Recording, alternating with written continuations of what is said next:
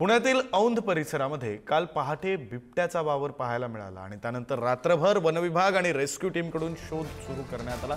Drone कॅमेरे, रे thermal drone याद्वारे बिबट्याचा शोध घेतला जातो। नागरिकांनी घाबरून जाऊ नये, सतर्क राहावं असं आवाहन वनविभागाने केलं। पुण्यातल्या सिंध सोसायटीत काल पहाटे जो आहे तो बिबट्याचा वावर पाहायला मिळाला। त्यानंतर वन विभागाने जे आहे ती मोठी सर्च ऑपरेशन राबवून या बिबट्याचा रात्रभर शोध घेतलाय। ही ती सिंध सोसायटी आहे, ज्या सिंध सोसायटीत या बिबट्याचं सीसीटीव्ही पाहायला मिळालेलं होतं।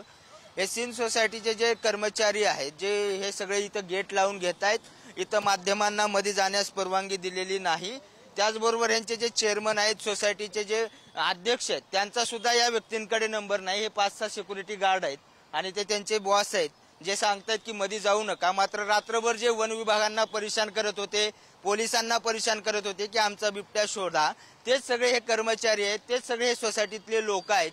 ज्या उद्या जर या सोसायटीमध्ये बिबट्या आढळला आणि त्या बिबट्याने जर काही गैरप्रकार केला किंवा त्याच्या काही हल्ला झाला तर या सगळ्याला जबाबदार हे सोसायटीतले लोक, हे चेअरमन लोक आणि हे सगळे सिक्युरिटी गार्ड असणार आहेत। कारण इथून आतमध्ये जे आहेत ते प्रसार माध्यमाच्या लोकांना जाऊ देत नाहीत। पोलीस सुद्धा या ठिकाणी येतो म्हणतायत, मात्र ते पोलीस सुद्धा आलेले नाहीत आणि अशा पद्धतीने मुजोरीचा सगळा प्रकार जो आहे तो या सिंध सोसायटीच्या लोकांनी लावलेला आहे। उद्या 10 बिबटे जरी आले तर खरं तर वन विभागाने इथं येऊच नये आणि ज्या काही कारवाई करायची त्यांच्या प्रायव्हेट परिस्थितीनुसार त्यांनी करावी। तुमच्याकडे आहे का नंबर? सोसायटीचा नंबर आहे का? चेअरमनचा नंबर आहे का तुमच्या?